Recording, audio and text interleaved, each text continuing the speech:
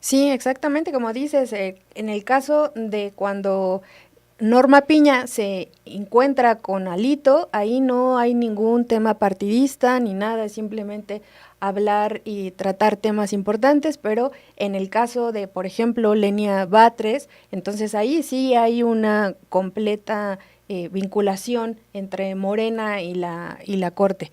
Es un doble rasero con lo que se mide esto y hay que señalarlo.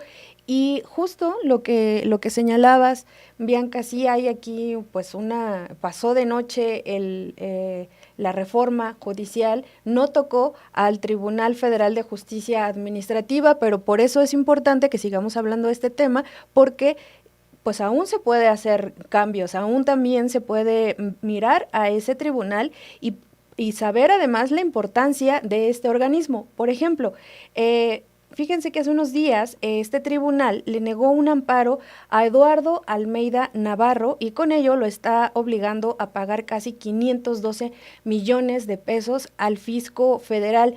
¿Quién es Eduardo Almeida Navarro? Pues bueno, de entrada, él es el testaferro de César Duarte Jaques, el exgobernador de Chihuahua, el exgobernador bailarín.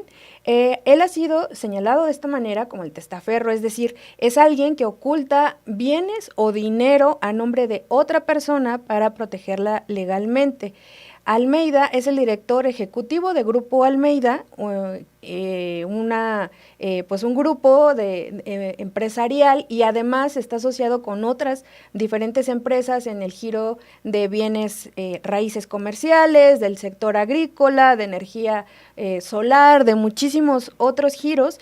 Y en 2014, de acuerdo con el medio de comunicación Zona Free, la administración de César Duarte le entregó a Eduardo Almeida Navarro 126 millones de pesos para la adquisición de bienes inmuebles y la supuesta prestación de servicios jurídicos en el proceso de construcción del puente internacional Guadalupe Tornillo.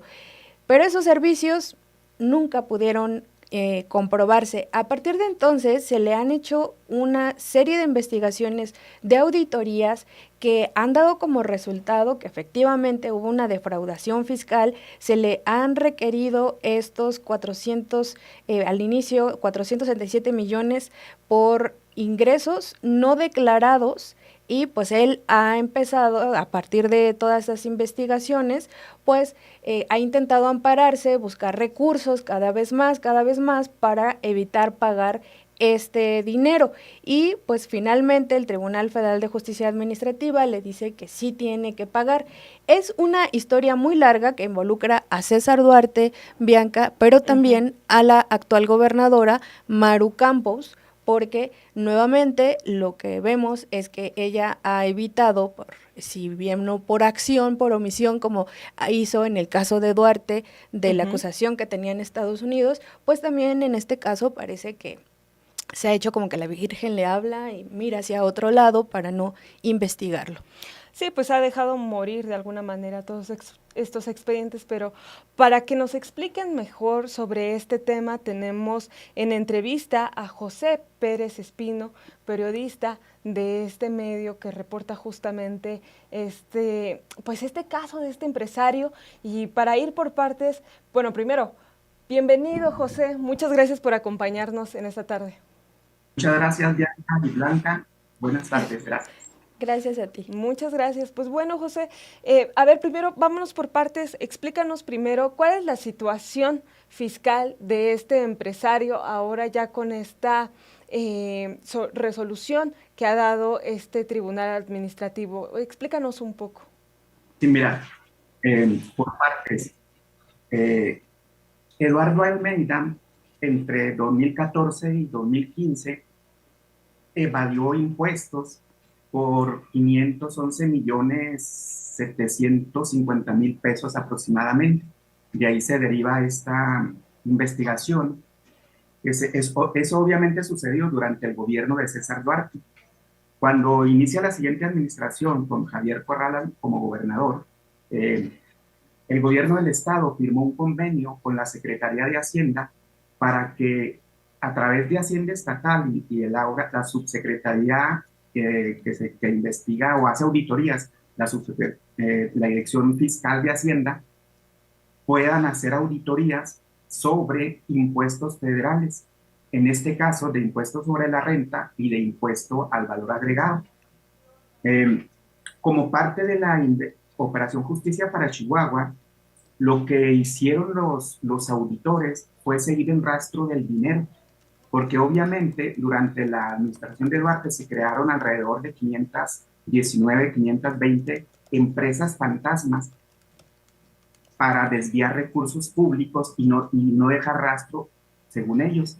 Entonces, obviamente seguir la pista del dinero son procesos muy lentos, pero en el caso de Eduardo Almeida encontraron que efectivamente en esos 2 años evadió impuestos federales por ese monto. Porque dirán, ¿por qué investigó el Estado? Gracias a ese convenio de colaboración, que de hecho en ese momento Chihuahua fue el primero y seguramente es el único todavía que firmó ese convenio para poder hacerlo. En 2019, la Secretaría de Hacienda le acreditó un crédito fiscal por ese monto, por los casi 512 millones de pesos, de tal manera que obviamente es para resarcir el daño al patrimonio federal, ¿sí? Para que se cobre a través de la Secretaría de Hacienda de Gobierno del Estado. Desde luego, Eduardo Almeida recurre a amparos, a procedimientos, a una serie de artilugios legales para evitar pagar ese monto. Sin embargo, en 2024, la Sala Superior precisamente del Tribunal de Justicia Administrativa, Federal de Justicia Administrativa, reconoció la validez de ese crédito fiscal en contra de Eduardo Almeida, ¿sí? Ustedes dirán, bueno, en 2024, eso fue en abril del año pasado, pero no porque el gobierno actual, encabezado por María Eugenia Campos Galmán, hubiera hecho lo necesario para seguir el procedimiento, no. Quien le dio seguimiento al caso fue la Procuraduría Fiscal de la Federación, porque si no, se hubiera también caído ese caso, igual que los de César Duarte. Entonces, esa es la diferencia. Los casos que llevan las autoridades de Chihuahua se han ido cayendo uno tras otro, penales y fiscales, etcétera, ¿no? Incluyendo lo de las casas en Estados Unidos. Por eso procedió esto, porque la Procuraduría Fiscal de la Federación no desatendió el caso y le siguió dando seguimiento una y otra vez, hasta hace unos días, el 23 de junio, ¿sí? Un tribunal colegiado de la Sala Superior también le negó a Eduardo Almeida la petición, obviamente, para desestimar ese crédito fiscal emitido desde 2019, o sea, hace ya 6 años. Entonces, ya no tiene vuelta de hoja ese asunto, o sea, tiene que pagar ese dinero.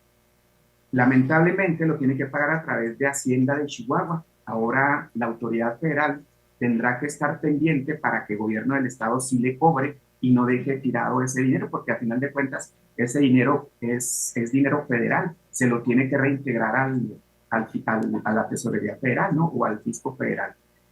Porque es muy importante este tema, al menos para el caso de Chihuahua y también para el ámbito nacional, porque muchas veces se van perdiendo los casos y no hay seguimiento.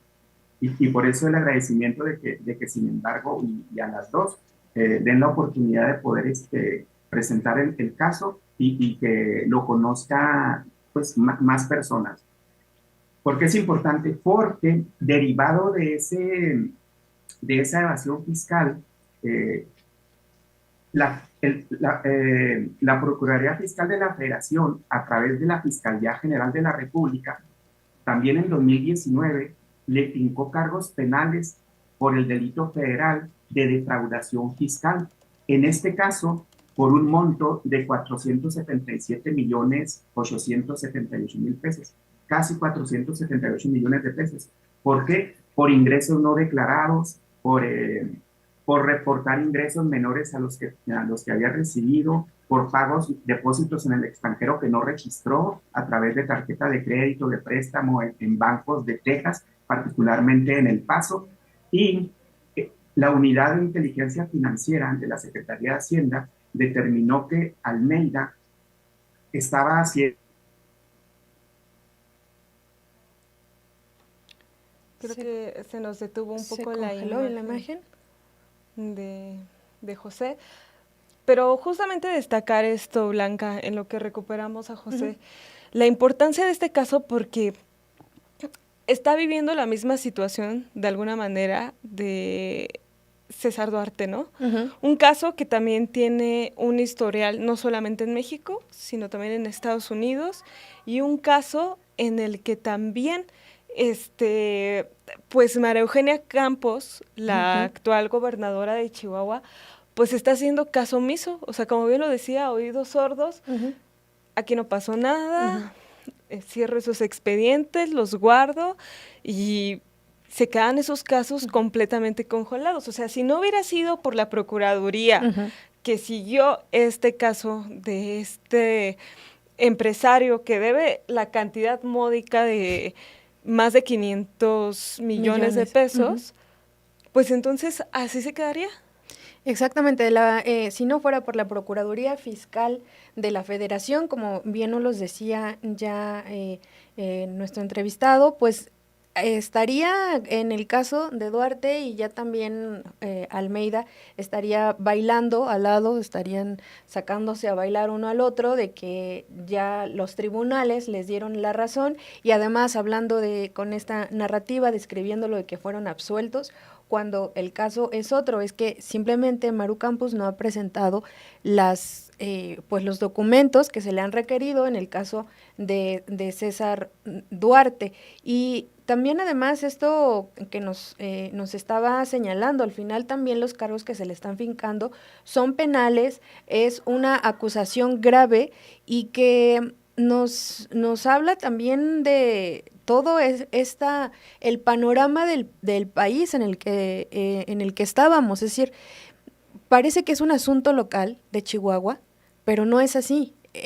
César Duarte tenía vínculos en casi todo el país, él fue diputado, fue presidente también en algún momento de la Cámara de Diputados, él presidió esa tribuna, él era el encargado de llevar los debates, de dar la palabra, y pues mientras estaba haciendo eso también ya él estaba tejiendo todas estas redes de corrupción que finalmente pudo ya desplegar cuando fue gobernador del estado de Chihuahua entre 2010 y 2016. Esta investigación que han hecho en Chihuahua, que ha hecho José Pérez Espino en Zona Free, vale muchísimo la pena que la puedan buscar porque de verdad es una historia muy larga porque como él también lo decía, Eduardo Almeida Navarro ha intentado una y otra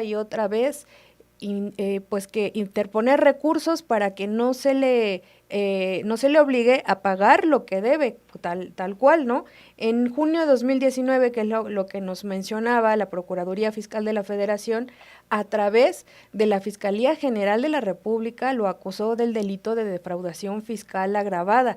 Como él lo mencionaba, o sea, tuvo que entrar la Federación en un caso que parecía que era local, pero pues es que al final pues cuando hablamos de dinero público tenemos que también defenderlos en todo el país. No bien que es parte de terminar con esta cultura de corrupción. Sí, y fíjate que justamente en marzo de este año un video se hizo viral porque el actual senador Javier Corral, quien pues también fue gobernador del estado de Chihuahua y que intentó pues tratar de perseguir todos estos casos de corrupción, no solamente el de César Duarte, sino también el de este empresario, pues tuvo una reacción, porque cuando él va llegando en marzo pasado al aeropuerto de Chihuahua, es confrontado por este empresario. Se encuentran por casualidad ahí en el aeropuerto, no sé si tengamos también este video, y muy violentamente se acerca a Javier Corral y le empieza a decir cosas. O sea, si no es por la intervención, justamente en las imágenes que estábamos viendo del equipo de seguridad de Javier Corral, este sujeto pues lo termina golpeando. Este sujeto, Almeida, pues tiene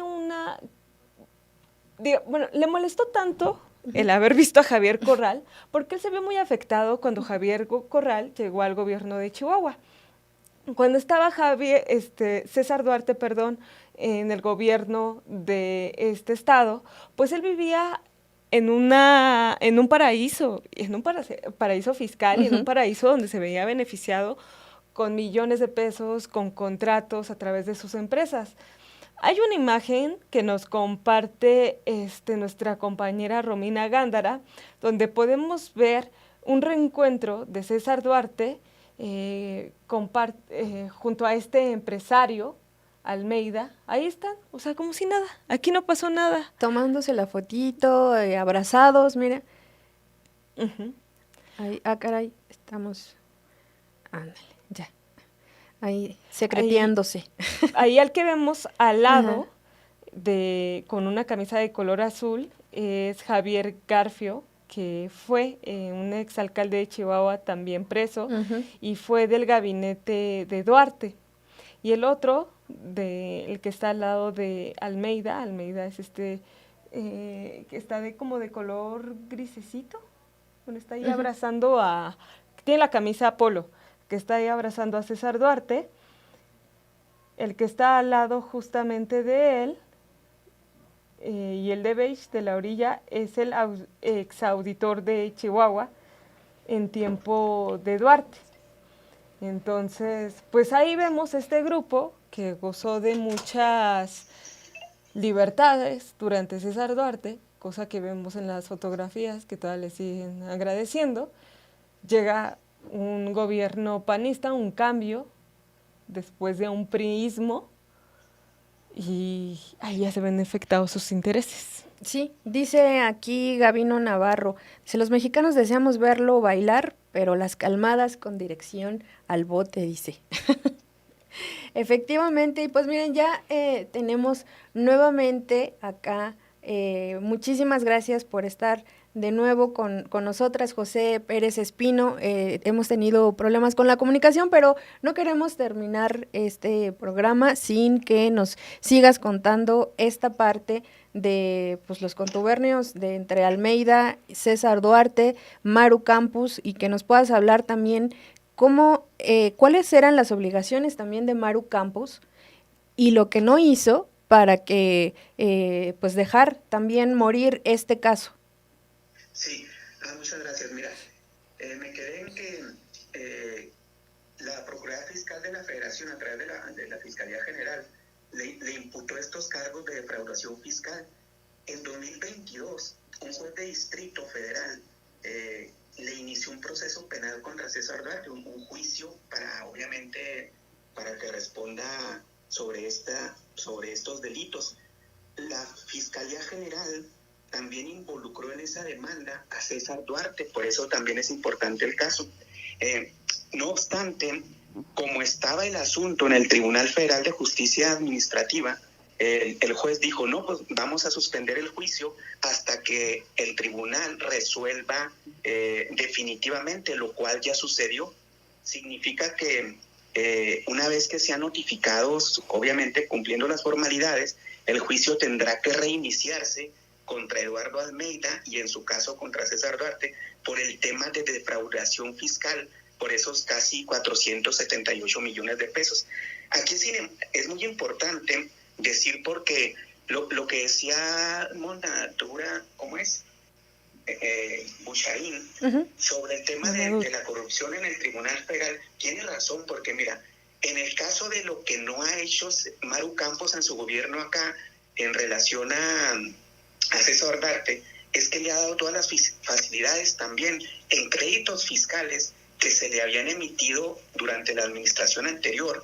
Ella ahí sí dejó morir los casos, pero en el ámbito federal tuvo la ayuda de un magistrado que se llama Luis Eduardo Naranjo.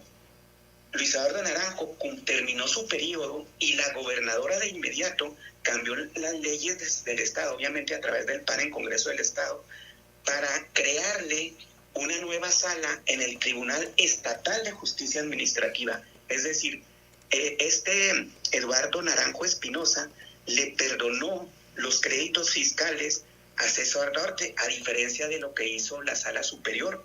Entonces, pero como Maru Campos dejó caer el caso, obviamente dejan de presentar pruebas, no responden oficios, etcétera, etcétera. Entonces, obviamente, ahí hay un caso muy concreto en donde César Duarte pues recupera la posibilidad de no pagar esos créditos fiscales, ¿no? Con el apoyo de la gobernadora, y luego lo premian creándole una nueva sala en el Estado, ¿sí? Una sala del Tribunal de Justicia Administrativa Estatal. O sea, pasó de unos cuantos días a otro de ser magistrado federal, se le termina su periodo y se pasa al ámbito estatal. O sea, de ese tamaño son las componendas de las que estamos hablando, porque obviamente existían 3 salas y le crearon una sala exclusivamente para él. Obviamente cambiaron todas las leyes y lo nombraron fast track. Y ahora Eduardo Naranjo es quien ha estado llevando procesos o situaciones para desactivar las investigaciones que se iniciaron la administración anterior. Por eso digo que el tema es muy importante, porque explica las componendas que hay, y a diferencia de lo que pasó en el Tribunal Federal, en la Sala Superior, con el caso de Almeida, es de que ahí hubo la defensa de la Procuraduría Fiscal de la Federación y también la intervención de la Fiscalía General de la República. Esa es la diferencia de lo que está pasando en Chihuahua, que el gobierno del Estado, la Fiscalía Estatal, obviamente las autoridades del Estado, obviamente la gobernadora, no tiene ningún interés por castigar o hacer que César Duarte y los cómplices de su red de corrupción devuelvan pues lo que literal se robaron. Una pregunta, José, ¿a qué se debe justamente esto que mencionas en esta parte final? ¿Por qué el gobierno de María Eugenia Campos no está interesado en seguir estas investigaciones? Digo, tanto como la de César Duarte, que anda por allá bailando, y también en este caso de este empresario que pues, tiene una deuda tan grande. Porque la gobernadora fue beneficiaria de la red de corrupción a través de un mecanismo que se llamó nómina secreta. O sea, la gobernadora, cuando era diputada local y César Duarte gobernador, recibió alrededor de 12 millones de pesos de César Duarte a través de la nómina secreta para comprar su voto en el Congreso del Estado por parte del PAN. Y también el actual fiscal general del Estado, César Jáuregui Moreno, también era diputado local, era el coordinador de la bancada, también recibió dinero de la nómina secreta. De hecho, la gobernadora fue vinculada a proceso penal y un día antes de asumir como gobernador en 2021, un magistrado estatal le retiró el auto de formal prisión. Casualmente, este año,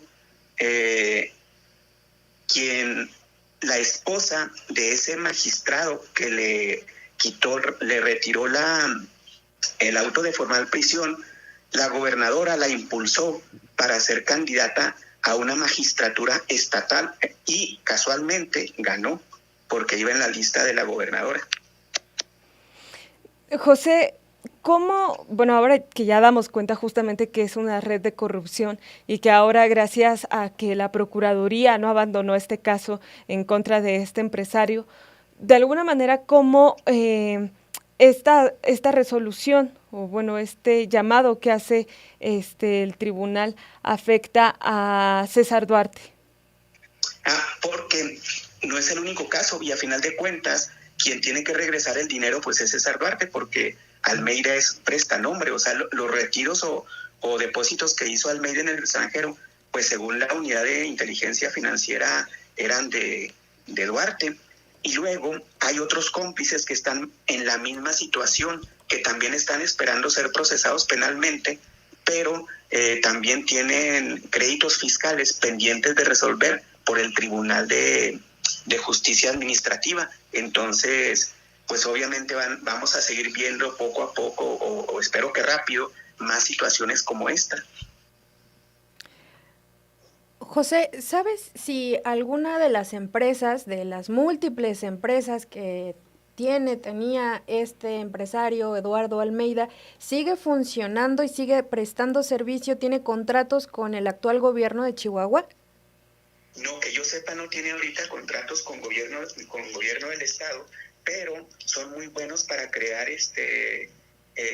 esquemas de primero, segundo y tercer nivel, es decir, o sea, empresas que contratan a la empresa que tiene el contrato, etcétera, etcétera, ¿no? O sea, digamos que crean una empresa y esa empresa a su vez subcontrata los servicios o la obra que haya hecho, ¿no? O sea, que haya ganado una licitación o una adjudicación directa. Ese es el tema de los esquemas estos agresivos de evasión fiscal que se hicieron durante el gobierno de César Duarte y que siguen existiendo. Lamentablemente, las autoridades locales pues no le dan seguimiento a eso. Y en el ámbito periodístico, pues también se dificulta darle seguimiento, obviamente porque se trata de datos fiscales, de depósitos bancarios, etcétera, etcétera, en donde tiene que intervenir la Comisión Nacional Bancaria y de Valores, que fue lo que se hizo durante la administración pasada. O sea, al seguir el dinero, obviamente solamente la Comisión Nacional de Bancaria y de Valores, y luego a través de una petición a un juez, etcétera, etcétera, es irle siguiendo los pasos a cada depósito, a ver a quién le llegó y sobre todo quién cobró el depósito, ¿no? Y por eso es muy importante, como les comentábamos hace un momento, José Pérez Espino, a la audiencia, que pues entren a Zona Docs también para que puedan leer toda esta serie de investigaciones que han realizado ustedes, que has realizado tú, José, y con todas estas dificultades que nos estás mencionando, no solamente de encontrar la información que no está disponible, que están ocultando, sino también pues los riesgos que tienen que asumir ustedes en esa entidad por parte de estas personas.